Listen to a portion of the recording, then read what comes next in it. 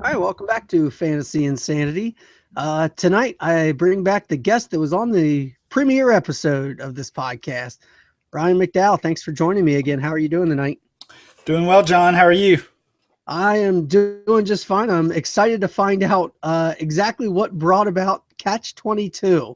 I've been waiting to hear about this league for about a year because this way we get to talk about more than just the idea of it. We get to kind of talk about what all happened in the first year and how it turned out. So before we get into it, though, obviously, just in case anybody doesn't know Ryan McDowell, where can they find you and everything? Sure, I'm kind of everywhere right now. That's true. Keeping pretty busy. Of course, most of my work can be found at dynastyleaguefootball.com, at DLF. Also doing some work for RotoWorld and 4for4.com.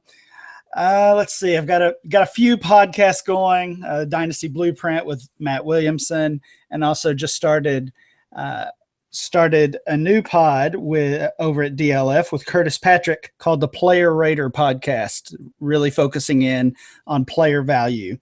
And then also have Commish Impossible with Scott Fish at DLF, and also with Scott Fish have the Bull Rush. The Bull Rush. Wow. I knew I would forget one. I'm sorry, Scott and Frank. Asking you to list all your stuff is a cheap way for me to get out of having to do it, because I know I would miss more than one. You've definitely got a full plate, so I appreciate you squeezing me in to do an episode with me. Yeah, I'm looking forward to it. I was glad to be on your first episode ever, and glad to be back tonight. Yeah, I'm glad you came back. How often, how many days a week do you have where you do not record a podcast at this point? Well, not all of those are weekly pods. So usually 3 or 4 days without in a normal week. That's 3 or 4 days guesting somewhere or recording your own. That's pretty intense, but at least it gives you something to do over the summer as you're waiting to go shape young minds in the fall again. Right? Oh, exactly. Try to enjoy those summers. So, all right. Well, we'll get into the league that you probably daydreamed up while you were teaching and thinking about fantasy football. I can only assume. Catch 22, which was a league that you started last year. Give us a little overview of it and just kind of what exactly brought this idea on. Sure. I guess what really brought on the idea for Catch 22 was really just a bad case of rookie fever. But it was a year in advance. So this time last year, even though a lot of people were still doing their 2016 rookie drafts, I was thinking about, and so many others already were thinking about this class of 2017, which just became so hyped up over the past year or more.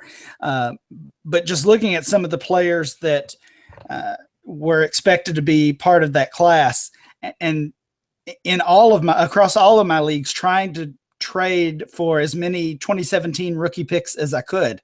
And John, I'm sure you had this experience, and all of your listeners did as well. It was nearly impossible to acquire additional 2017 picks. I mean, they were being valued so highly as if they were already NFL producers. So with that in mind, I kind of threw it out on Twitter one day that I would be willing to join a league, skip the entire startup draft, and build my team from the waiver wire. And in exchange for that, I would get the entire first round of the 2017 rookie draft. So that kind of started as a joke. I got a little bit of pushback from some buddies, and got laughed at a little bit for that. And then one guy that I'm not really too familiar with, haven't interacted with him much, but he responded and said, my buddies and I are starting a new league. I'll run it by them and see what they say. And I actually never ended up hearing back from him on that, but it just got me thinking, like, maybe we could really do this. Maybe this is an experiment, another unique league that I might like to try. And I've tried to build over the years some unique leagues and different types of leagues that are just not your typical dynasty league. So I thought this might be another one of those in that family. So that's really where the idea came from. Once I decided to actually run with it, I kind of sketched out some rules, really a very common format as far as the dynasty league outside of this catch-22, being that one person would skip the startup draft, build their team from the waiver wire, and then get the entire first round of the rookie draft the following year. Go on. So one night, like I said, I just finally decided, okay, I'm going to do this. I'm going to throw this again out on Twitter. I think that's where I've had a lot of luck filling leagues and getting some people to play in dynasty leagues with.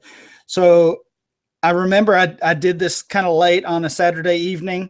I wake up the next morning, Sunday morning, and have just gotten a ton of responses. Of course, I was looking for 11 more to join me and try this out. I made it obvious and made it clear what the parameters were as far as they would not have a first round pick in 2017. I think a lot of people viewed it as an experiment, kind of like I did. But yeah, I got an overwhelming response, way more than the 11 I needed. So what grew from that was I filled my league with the first 11 folks I heard from. And then some of the other writers at DLF, some of my coworkers there, I heard from them and they were saying, hey, I want to try this out too. I want to be that person who skips the draft and gets the entire rookie draft. So we actually end up filling 6 different catch-22 leagues with 6 writers at DLF holding that spot the same as mine, where we skipped the startup draft. And then of course we got all the rookie picks, or I should say all of the first round rookie picks in 2017. So it really was an interesting strategy. I don't want to say strategy. I don't even know. It was an interesting experiment, I guess, that when you build a team through the waiver wire, what can you hope to end up with? Obviously, our teams were likely to struggle if left as is. It was also neat to see and compare the 6 different strategies that we used. And we can talk more about mine later, but I didn't end up making very many moves throughout the year. Some of the others, Izzy Elkafas, I know is one of the guys who held that role. He made a ton of trades, including getting Odell Beckham Jr. And I think I'd have to check for sure. I think he maybe even made the playoffs or was very close to it. So Izzy made a bunch of trades, and I actually ended up making very few moves with that team. But of course, most of us ended up either finishing last in the league, as we kind of expected, or at least in the bottom 2 or 3. So one of the most fun parts of a dynasty league is that initial startup. It takes, well, for some people only a week. Some people it takes 2 or 3 weeks.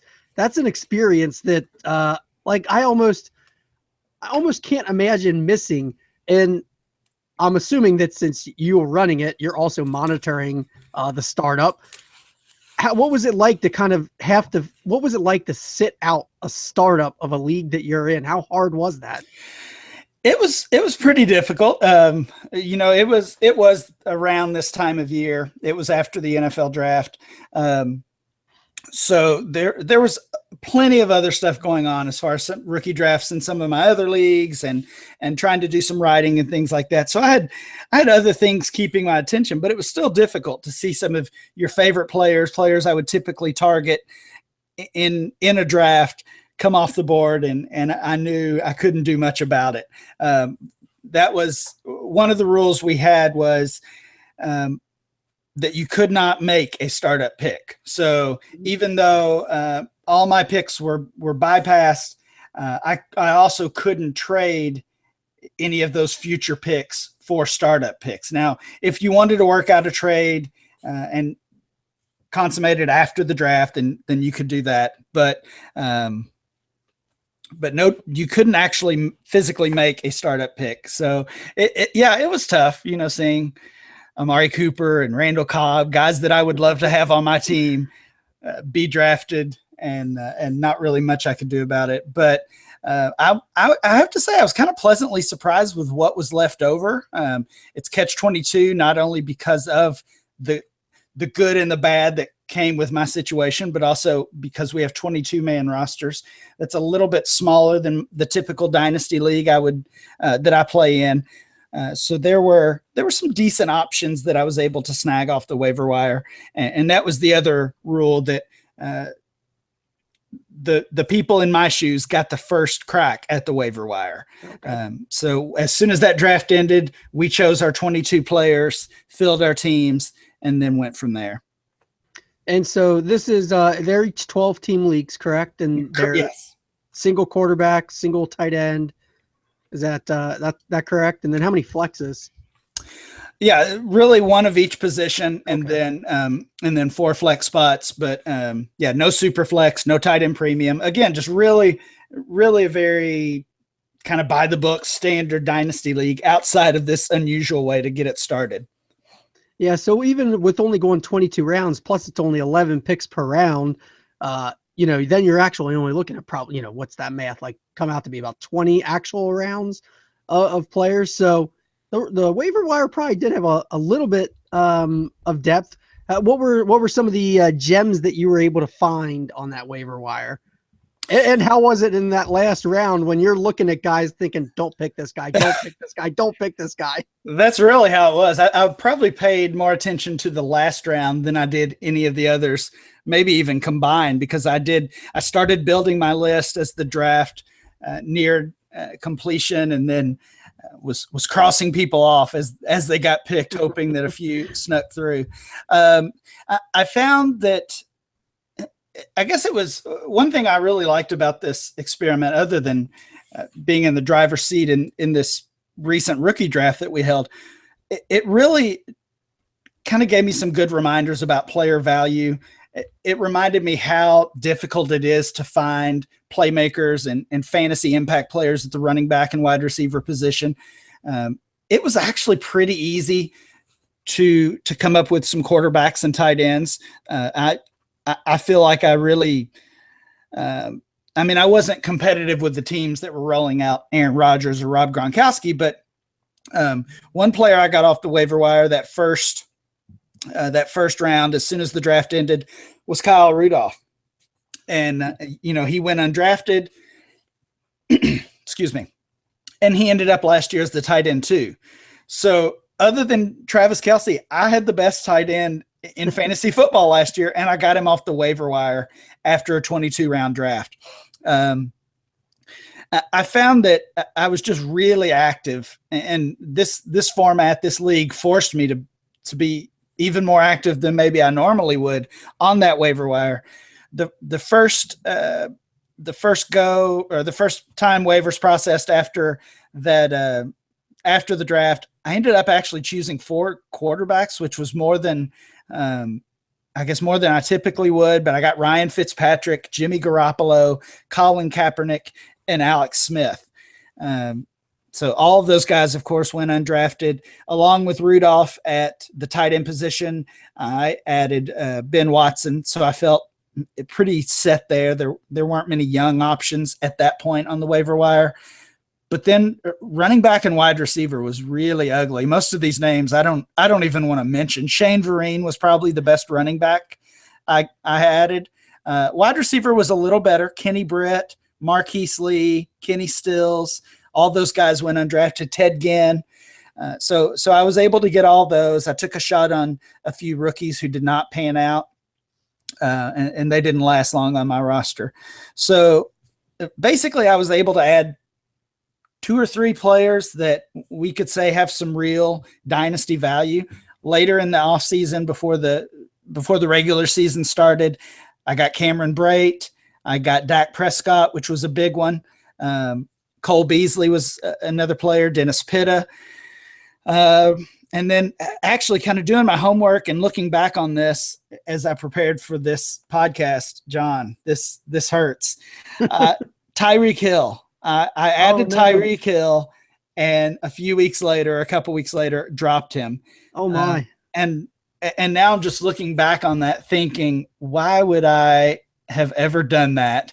Even if he hadn't shown anything, if he hadn't been playing at that point, why keep Colin Kaepernick over him? Why keep, I don't know, any of these guys? That one really hurts. My team could have looked a lot different in the long term, but I for some reason, gave up on Tyreek Hill way too soon.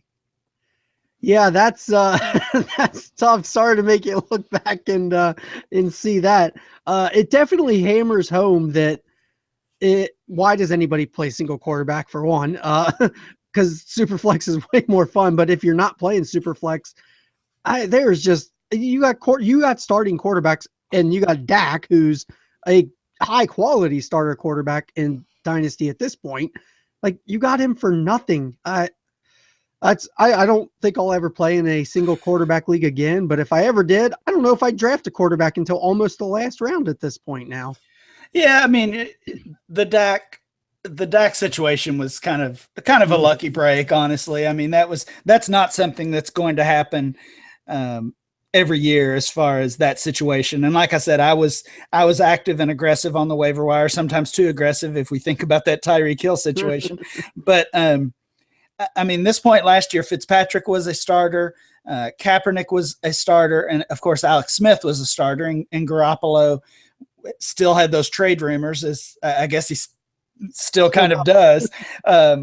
So I felt like I got three starters, not fantasy starters, but I got 3 NFL starters and a high upside backup off the waiver wire. And then once I got Dak and I saw what I had in him, I was able to drop Fitzpatrick and drop some of those other guys. Yeah, you probably ended up, when the year started, you probably had more quarterbacks on your roster than a lot of the other players. Now, granted, that's because they had more room for some better running backs and receivers, but at least it allowed you to kind of solidify one position, and then you got to solidify tight end by getting Kyle Rudolph. And then I assume that as the year went, other than Tyreek Hill, you kind of tried to really target adding running back and wide receiver. And then I'm interested to hear how the draft went when we get to that point, because I'm assuming you really hammered in running back and wide receiver in this rookie draft. But yeah, I mean, looking back, and I know I added a lot of these players.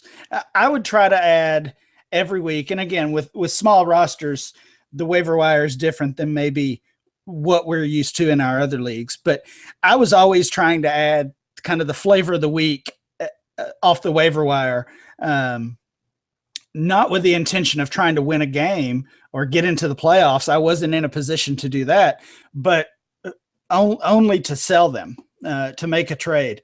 And I ended up only making 2 trades that entire first year.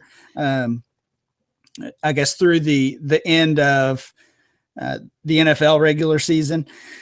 And I mean, I think even about a full year into this, I would do things totally differently if I had them to do over. Like adding, carrying some of these veterans who were not going to make an impact on my team at all and had no trade value. I mean, Ryan Fitzpatrick is one of those. Like, he's never going to have trade value. I don't even care if he starts for my team. I don't really care if he's an NFL starter, because I don't necessarily want to win games that first year with the situation I was in. So yeah, I would definitely have some things to do over if I could. And obviously keeping Tyreek Hill would be one of those. So what were the 2 trades that you did make throughout the year? Both were pretty late in the year as teams were kind of preparing for the playoffs. And obviously I knew I was not going to be in the playoffs. The funny thing is, because I was so active on the waiver wire, I got to a point at the end of the season, I didn't have very many players I wanted to drop. Mhm. And even though outside of Dak and hitting on a couple of these other guys, I didn't have any fantasy stars, but at the same time, I had a bunch of good, good solid backup type players that I didn't want to get rid of. So not only was I trying to sell parts for picks and youth, I was also trying to start some consolidation deals to narrow my roster down, because obviously I would have a lot of picks coming up in the spring. One move I made was I traded James Starks for Nelson Aguilar, which probably ended up being a lose-lose deal. I think Starks was the starter at that point, and that was before Ty Montgomery kind of took off there. And then Aguilar, I don't think I even kept him. I don't think he made the cuts for my rookie picks. And then I also traded Beasley and Britt for a second-round pick. That's probably worth it. Like you said, consolidate, and you were about to come into a windfall of players that you don't want to get rid of. So you said you finished last place, not shocking. So you would have earned the 101 with this. Right. I assume everybody else got a pick then in the second round and beyond. You just got the whole first round, you said, correct? Yes, that's right. So everybody else had their second and third round picks. At least they had their original picks. Some had traded those. And then I finished last. So I actually ended up with the first 13 picks, not just the top 12. And then once we got closer to the draft, that's when things kind of started picking up, and I was able to make a few more trades. Probably about a month before the draft, I traded the 2.07 for John Brown. So that's actually the pick that I had acquired for Beasley and Britt. So that mid-second rounder for John Brown, he's a player I've been targeting in a lot of my leagues this offseason, and I thought that was a pretty good value for me. And at that time, really outside of Britt and I'm sorry, I'd already dealt Britt at that point. I think I had like Kenny Stills and Marquise Lee, and that was really it. So I had the draft coming up. I knew this class was a little bit weaker at wide receiver than it is at running back, and getting a guy like Brown who can be a wide receiver 3 for me, ideally, hopefully not my wide receiver 1. But I knew that was probably a good move for me. And then when NFL draft weekend came around, obviously I'm sitting there with the first 13 picks.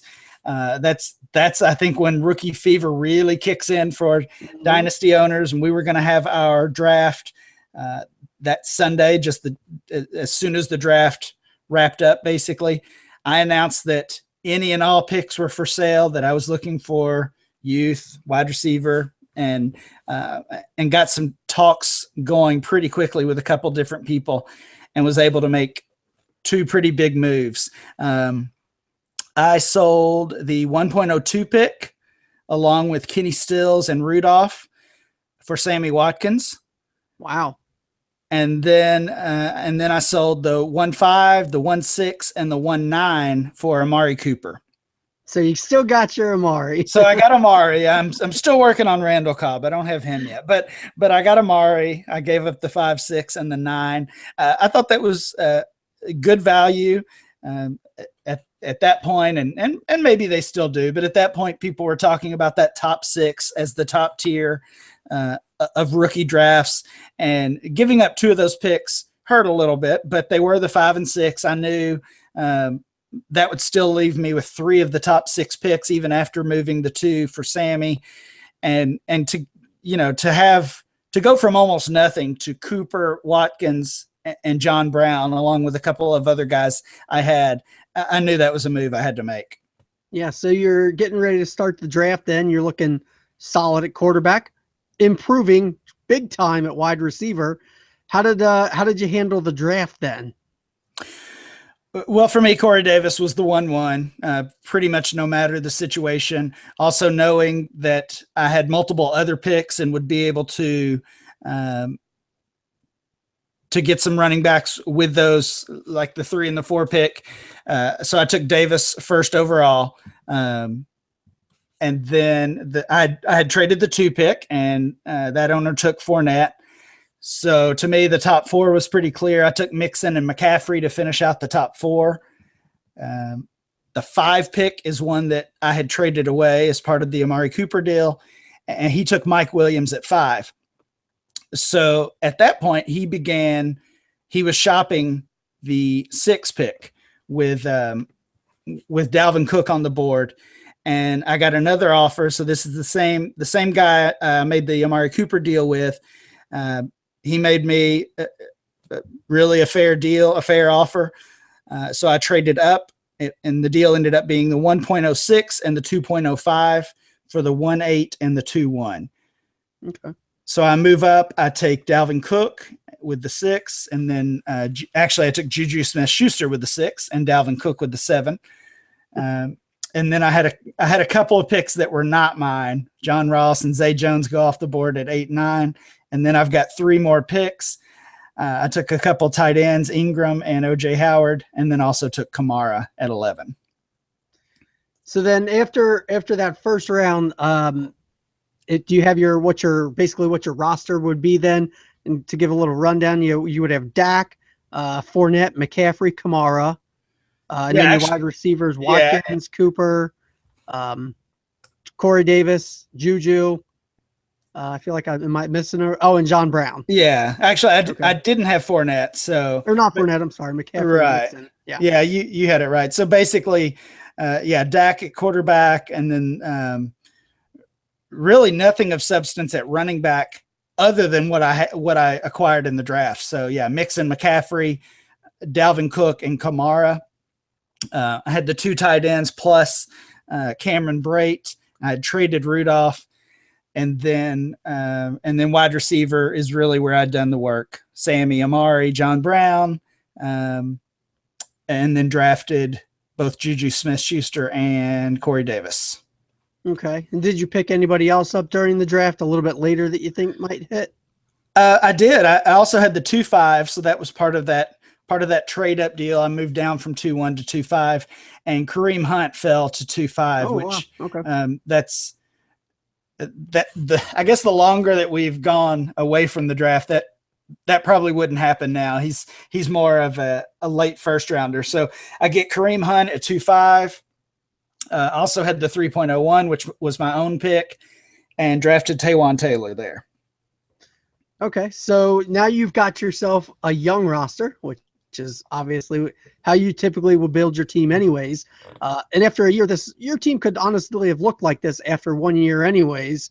Not quite as rookie heavy, but how do you feel about it going into year 2 now? Do you feel like you're going to be competing, or do you think you have one more year of productive struggling? Honestly, I mean, maybe this is just, again, that rookie fever in full effect, but I really feel like I can compete. I went ahead and submitted that starting lineup. I always like to do that just to give myself makes you feel good, doesn't it? It does. It makes me feel like the season's close, maybe, but it also gives me a good idea of some holes in my lineup potentially. Mm-hmm. But as of now, that starting lineup, as you mentioned, very rookie heavy, but Prescott, Cook, McCaffrey, Mixon, Cooper, Watkins, Brown, Corey Davis, and then probably one of the Buccaneers at tight end, Brate or Howard, I guess whoever emerges as the starter there. So yeah, a very young team. Continue to play the waiver wire and be active there, but I think I can probably sneak into the playoffs if just 2 of those rookie running backs hit. I think I'll be okay. So what was the reaction of the other owners that, were not, obviously some still got to draft in the first round, but what was it like when one of them approached you trying to get a pick? Did you feel like you had a little bit of a hammer just because, like, who wants to go a whole round without picking, and you were the only one that could give that pick to them? Right. What was that feeling like? I get early on, I thought there would be a lot of that. I expected a lot of trade offers, honestly. And there were a few early on, but really throughout the year, as the season went along, didn't get a ton of trade offers. I guess people began focusing on trying to win that season rather than acquiring future picks. So the trade talks, like I said, really didn't get started until right before the draft started. But overall, there weren't a lot of trade talks. There weren't a lot of folks trying to get those picks. And when they did, of course, they were making offers for the picks that looked like they would be high ones. Mine or some of the other teams that were having a rough year. And those, I was protecting those, of course. Oh, okay. So it wasn't just you. Okay. So the picks were still given out in order based on order of finish. It wasn't just like you just had all 12. They were specific. They were targeting specific picks during the year. Okay. Yeah. They were still assigned to each team. So it was, first rounder of whatever team name. Okay. That makes sense. And, I'm actually a little surprised that people were able to, hold themselves back. It has just, I don't even trade into, like, I never trade up in drafts. I just always trade back because it seems to work. The one league that I did try and like make big trades gets addicting to when you're like going for that. And so I try and avoid it because I don't want to go that way because I feel like I give up too much. But I'm surprised to hear that a whole bunch of dynasty owners were able to hold themselves back and not just be chomping at the bit for that, to try and get that first round pick from you. I guess maybe, I mean, you would have to ask them, but maybe the mindset was they knew, with the purpose of this league being one team would have the entire first round. Maybe they just assumed that I wasn't a willing participant in selling those picks, or that they would have to overpay for them, which might be the case. But I think in the end it worked out. It was funny that you ask about the response. I send out the email as the league commissioner. I send out the email. We're starting the draft tomorrow at this time. I did get a lot of response on that one, as far as like, yeah, have fun, Ryan. Yeah. Let us know when the second round starts and things like that. So what was the clock on the pick timer for round one? we got through round one pretty quickly, I'd say. Let's see. Round one started. We actually started Saturday night after the draft ended, and we were done by early the next morning. So yeah, it took less than 12 hours, including some overnight hours, to get through that first round. So you didn't spend much time on the clock waiting for offers to come flying in. You had been waiting a year for these rookies. You were taking them, huh? Yeah, pretty much. And I think the tiers and the way we value rookies changes from immediately after the draft in the coming weeks, as you have some time to step away and take a deep breath and really look at the situations. And just looking at these picks now, again, we did this on April 29th. We started as soon as the draft ended, basically. And I think a draft that's going on right now would look a lot different than this. I mean, I mentioned Hunt falling to the 2-5, but there were other picks. Samaje Perine, who's kind of become a late first rounder.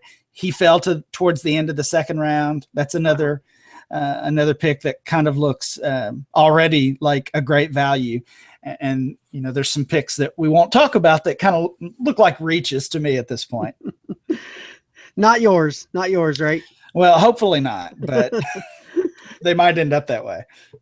So now, like you said, everybody was really 2017 has been the 2017 class forever. But people are already talking, next year's 2018. And the reason 2017, maybe it wasn't as good as everybody kind of expected was because not everybody came out.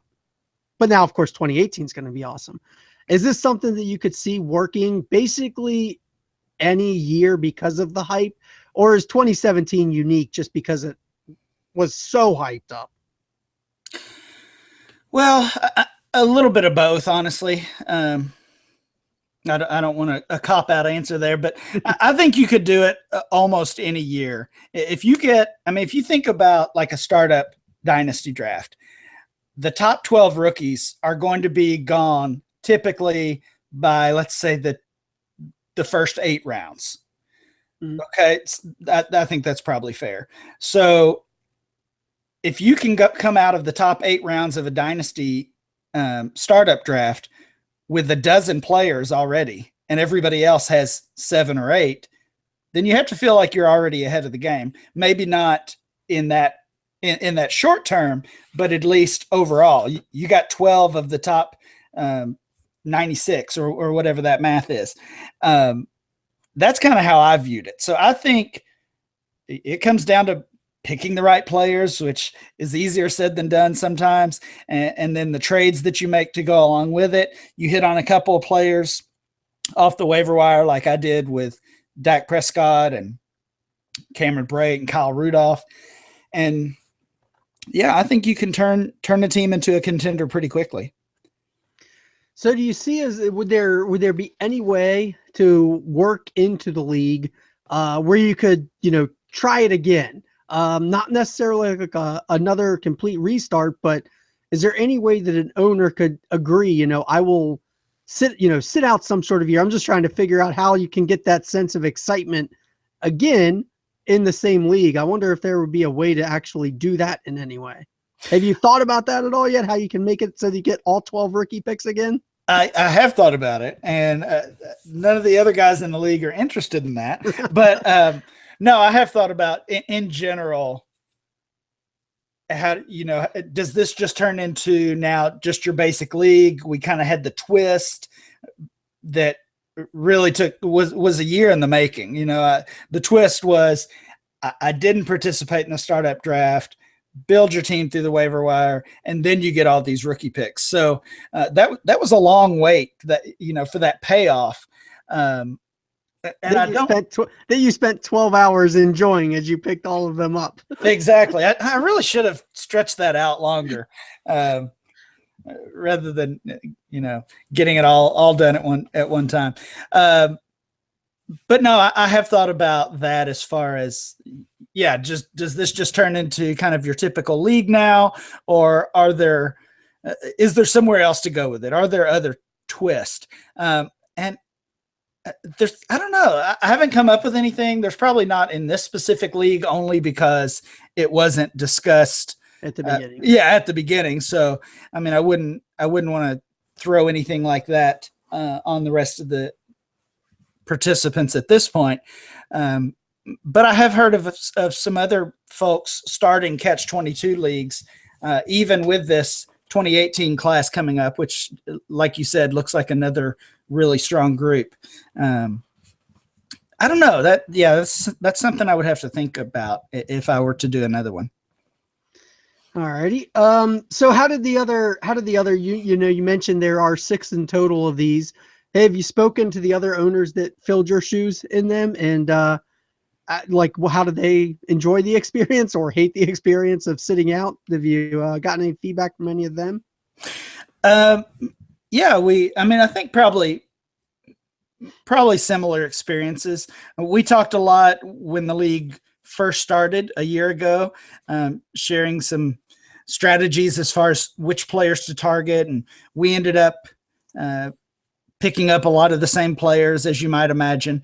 And then when the rookie draft got close, we had a lot of other conversations. And like I said, at that point, some people had almost all their picks left, like I did. Some folks had made a bunch of trades and didn't have too many left. But that was one of the neat things, I think, was just to see the different strategies play out. And so that was one of the benefits that I didn't necessarily see coming as part of this league experiment, but was helpful. Just do me a favor and win a championship doing it before Izzy does. Make sure you don't let Izzy get to that championship before. Oh man, he is on the path with Odell and some other good players. Yeah, that doesn't sound promising for the world. So, but all right. So, I mean, I think that's basically all of Catch-22. Is there anything in there that we've missed? I mean, like you said, it's basically just the startup part that's really the big twist, but obviously it's interesting enough that we can talk for however long we did about it. Yeah, it was an interesting format for sure. And now that you mention it, I do wish there were kind of more to it. Some of my other leagues have unique twists that play out year after year. And now Catch 22 is just one of those other, one of those normal leagues, and I try to avoid those. But we'll see how quickly I can turn this team into a title contender. Yeah, it might be normal, but it's still going to bring that challenge and definitely satisfaction when you inevitably get to the top. Obviously, right? I mean, Well, I wouldn't say that. There's definitely some good competition in that league, a lot of strong owners. So I have my work cut out for me, and as we've talked about, this is a super young team. I think I need to keep active on that waiver wire, find some veterans to kind of help balance that out, and maybe a couple of other starting level players before I'm ready to really contend. But hopefully I can sneak into the playoffs this year. When was the last time you joined a league that was just a quote normal league? Oh, wow. Not recently, at least. Yeah, nothing comes to mind. And I guess if I have, honestly, those are probably the leagues that I end up just not enjoying and not sticking with. And I hate to leave leagues, but when it gets to the point where I'm not enjoying it, I know I'm not necessarily putting my best effort into the league in general, then I know at that point it's probably better to step away anyway. But yeah, if there's not something a little unique, at least in auction format or super flex, like you talked about earlier, then I don't want to say they're boring, but yeah, they're kind of boring. Yeah, they are. So, all right, well, I think we've covered everything in the league, so we will go out of the league just for a couple of questions. First one is still fantasy football, kind of a general strategy question, and this is because of what Kevin Cotillo and I just did in Kitchen Sink 3. When you're in a league like Kitchen Sink and, just the waiver wire is depleted, there is nothing there. And for those that don't know, Kitchen Sink 3, we have what's the all-purpose money. There is a free agent auction. Kevin and I went all in on Marshawn Lynch because we thought he's one guy that can actually help us. What are your thoughts on not necessarily Marshawn Lynch, but when you're in a league like that and there is just that one player that all of a sudden you think can make that difference? How do you believe in going all in for him, or do you kind of try and hold back and see if you can try and get, a few guys that you can get a shot on that might turn out throughout the year? No, I think going all in is definitely the right strategy. If you're in a league like that, Thank goodness. that's deep and waiver wire is pretty barren, then yeah, I have no problem with going all in. If we're talking, I know you're specifically talking about a free agent auction that we're doing in Kitchen Sink right now, but it would be the same way if you're talking about blind bid waivers. And I've seen some blind bid waivers where Lynch went for 100% of the budget for the whole year. And yeah, if you have 25 or more man rosters, I don't really have a problem with that. Assuming you have some type of first come, first serve, where you can still pick people up for free to cover bye weeks and things like that. I don't have any issue with that at all. Yeah, and that's kind of what Kevin and I kind of decided on. We've kind of figured we can, no matter how many guys we pick up, none of them are going to have the same chance to have an impact on our starting lineup as Marshawn Lynch is going to have this year. So that's why we went there. All right, now we'll do one non-fantasy one. Since you're a big Disney fan, yes. What's your favorite park? And when you get there, what is the first attraction that you have to see, and what is the last thing that you have to do before you leave? That's a good one. My entire family is Disney crazy. really, with the exception of me. I'm just kind of the tag along. My wife no. is a big Disney fan. She's been, I don't even know how many times. She's a Disney vacation planner. So yeah, if you need a Disney trip planned, hit her up and we'll take care of you. And of course, my kids love Disney as well. So they really enjoy it more than me. So the correct answer, the true answer, is probably wherever they want to go is where we're going. But I mean, for me, Magic Kingdom has to be, my favorite park. They're all good ones, but Magic Kingdom is the best. And I don't know, I guess I probably like the Buzz Lightyear ride. Those are pretty fun. But in reality, it's wherever my wife and kids are dragging me. Buzz Lightyear is fun. We got to stay the other, when we just went down on a trip in May, spring break, whenever it was. I guess that was April. And we got to stay in the park until 2 a.m.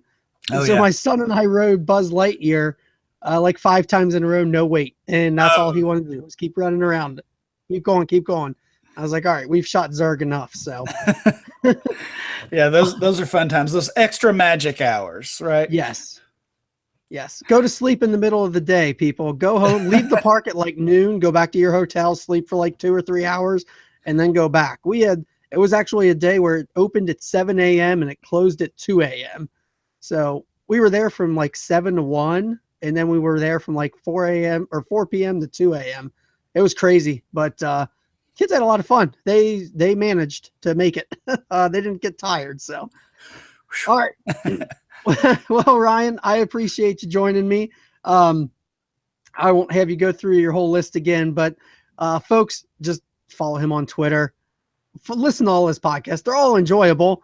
Even with the one with Frank on it, it's still fun. No, I'm just kidding. No, they're all a lot of fun. So Ryan, I appreciate you joining me. Thanks a lot. Yeah, John, thanks for having me. It was a good time. Always good to be on here with you. All right, now you got to go come up with a new crazy idea so that I can have you back next year for another episode. I'll see what I can come up with. Thanks, Ryan. As for me, you can interact with me. I'm at Empire FFL. I always appreciate ratings, reviews, retweets of the show, all that stuff that you share of podcast and help it grow. Thanks for that, and enjoy the insanity.